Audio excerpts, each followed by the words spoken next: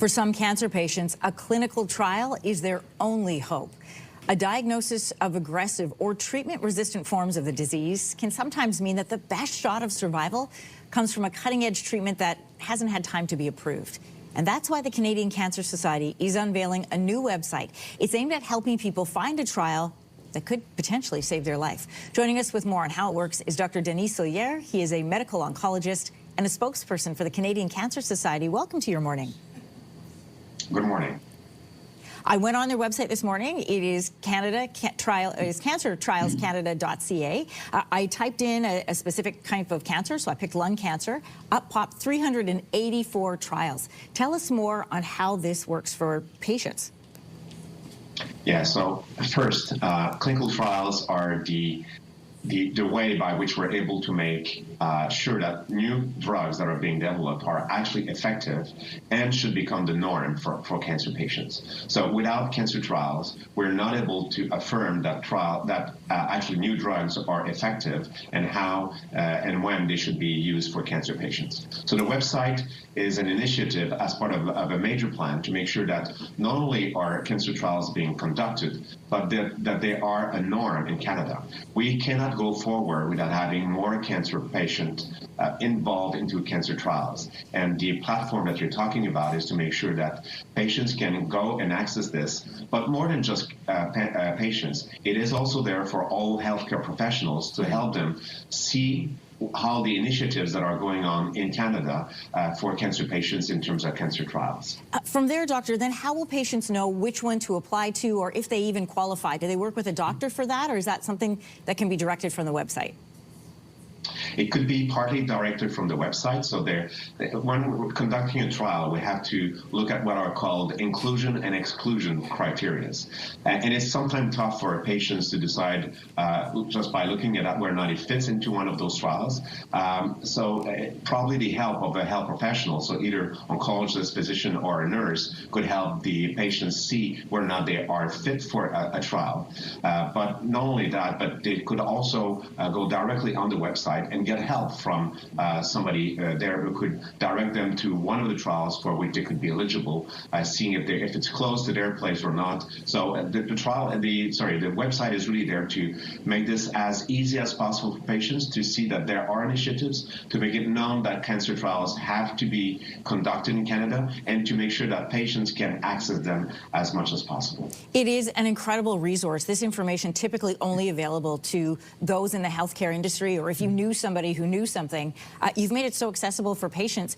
One thing people might not be familiar with is the biggest risks that are involved in signing up for a clinical trial. Can you explain some of those?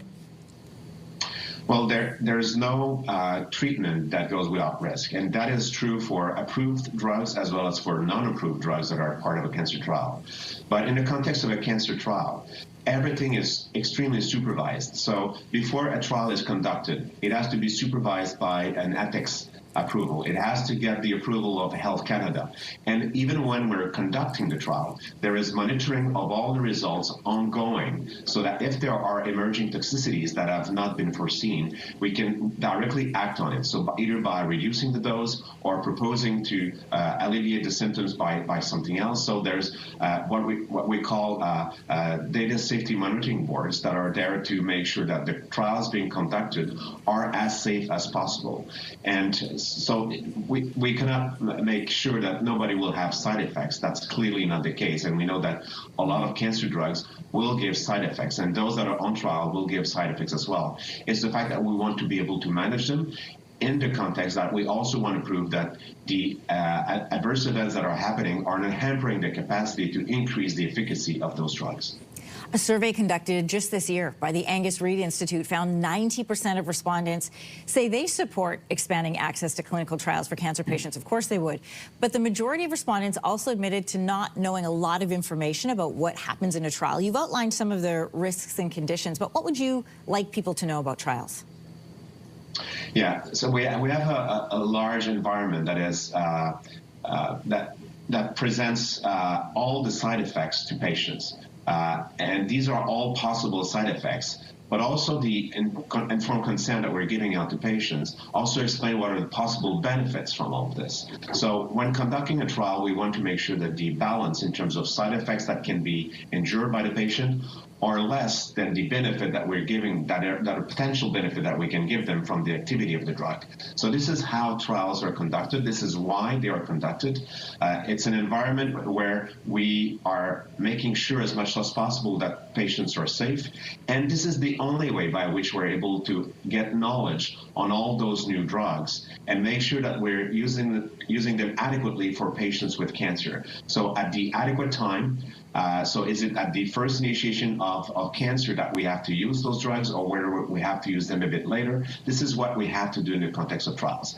And this initiative of the cancer website that you talked about is only one of a different plan that has been exposed by the Society last week to make sure that cancer trials are not only known to patients, but that there are more of them, that there are more initiatives to make sure that through the knowledge that we acquire through cancer trials, we're going to reduce the fingerprint of cancer. We cannot reduce the number of patients who are dying from cancer if we're not conducting more research. Medical oncologist Dr. Denis Soulieres, and a reminder to everybody, it's cancertrialscanada.ca if you'd like to take a look. Thanks so much for joining us this morning. Thank you for the time.